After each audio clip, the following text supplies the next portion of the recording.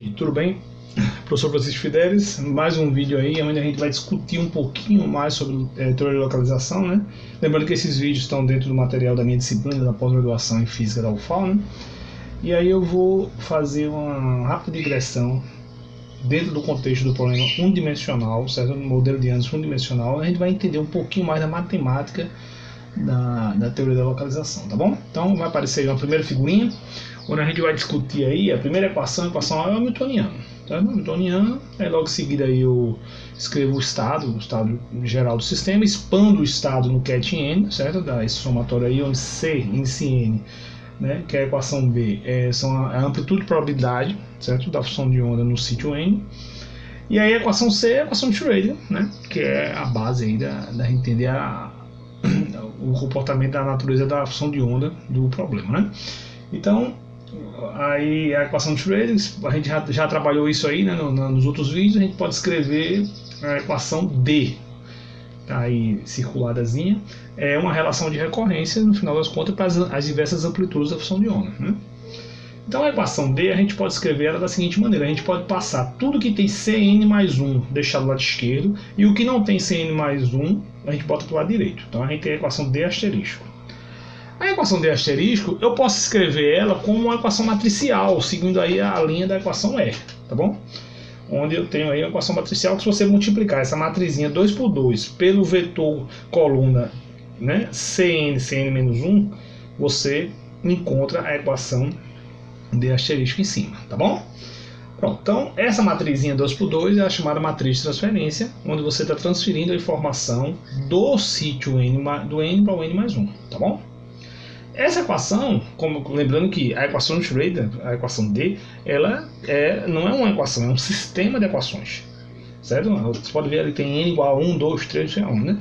Então vai até n, até infinito. Então você vai ter, da mesma forma, uma pancada de equações similar à equação E, uma para cada posição ao longo do meu sistema dimensional.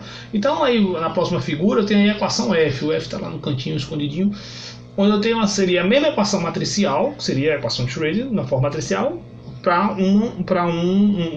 o átomo n, onde ele está conectado com n menos 1, tá vendo do outro lado? Então, essa matrizinha que aparece aí, observe que dentro dela mudou, em vez de ser epsilon n, como era na antiga, é epsilon n menos 1. Essa é a matriz de transferência que conecta o sítio n menos 1 com o sítio n. Da mesma forma, eu posso encontrar uma pancada de equações aí, uma para cada sítio. Então, cada sítio vai ter a sua matriz de transferência, tá bom? Então, né, cada par de sítio. De n para n menos 1 é uma matriz de transferência. De n menos 1 para n menos 2 é outra matriz de transferência. Então eu posso agora juntar todas e encontrar uma única matriz de transferência que conecte, por exemplo, o sítio 1 com o sítio n mais 1. Isso está na equação G. Então eu saio substituindo as duas equações e monto uma única matriz de transferência. Quem é essa única matriz de transferência? É um produto de todas as matrizes de transferência, como está aí na equação H. Tá bom?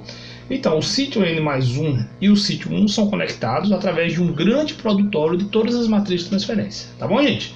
Bom, então essa seria mais ou menos aí a digressão inicial que eu queria fazer para a gente trabalhar, reescrever a equação de Schrödinger na forma matricial. Agora vamos analisar um pouquinho o que seria aí, né, como a gente extrair informações sobre localização de Anderson, né, nesse problema aí, e usando essa formulação. Então vamos para a próxima figura, onde a gente vai ver aí, por exemplo, eu vou assumir que o C de n versus n seria um plot dos autoestados, tá aí uma figura mais ou menos, um plot digamos, da função de onda.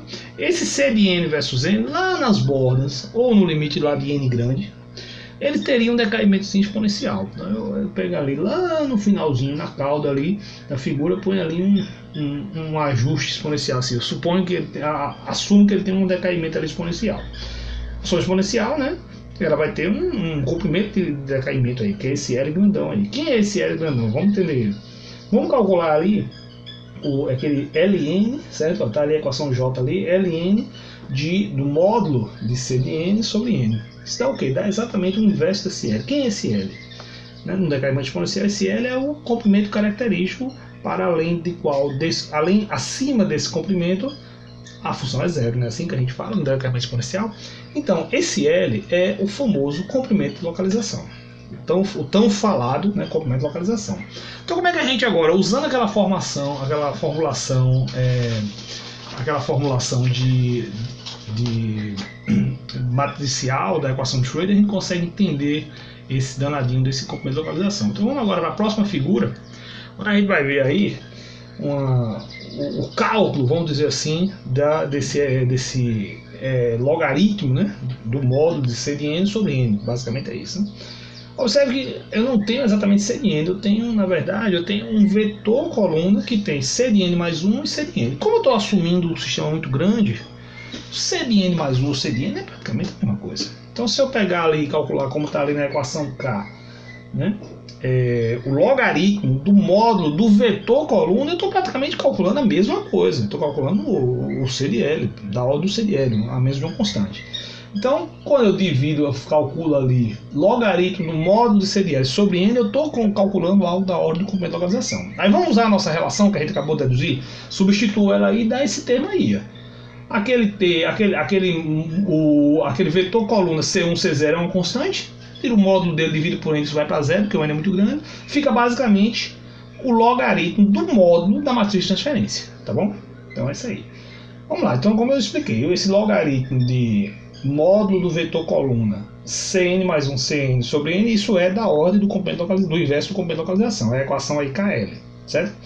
E quem é o 1 sobre N de logaritmo natural do módulo da matriz de transferência, essa do produtório? Quem é? Isso é um teorema antigo, chamado teorema de Furstenberg e Kelsen, que é o seguinte: quando você vai multiplicar matrizes aleatórias, e essas matrizes são aleatórias, lembre, cada matriz dessa está relacionada com a transferência de um sítio para o seu vizinho. Ela depende da energia da diagonal, certo? E essa energia é aleatória, que é o modelo de antes. A energia é a desordem do modelo. Então, o teorema de Furstenberg diz o seguinte: quando você vai multiplicar n matrizes aleatórias para n muito grande, o logaritmo desse produto sobre n é um número constante. Então, o lado direito da equação K, 1 sobre n logaritmo daquele produtório, é o teorema de Furstenberg. É algo constante. Então, com isso, você conclui o quê? Que o complemento de localização é constante. Ou seja, lembrando, se o complemento de localização é constante, ele é um número que não cresce com n, não é isso? Se ele não cresce com n, o que acontece? O complemento de localização ele é pequeno comparado com o sistema. Esse é um sistema chamado isolante, né? Os estados são localizados. E olha que isso, no caso dimensional aí, é independente da energia.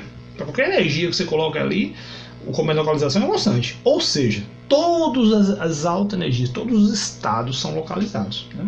Então essa é uma maneira matemática de você concluir o que a gente mais ou menos já sabia, né, sobre a localização de Anderson num sistema unidimensional. Tá bom, gente? Obrigado aí por tudo, viu? Um abraço.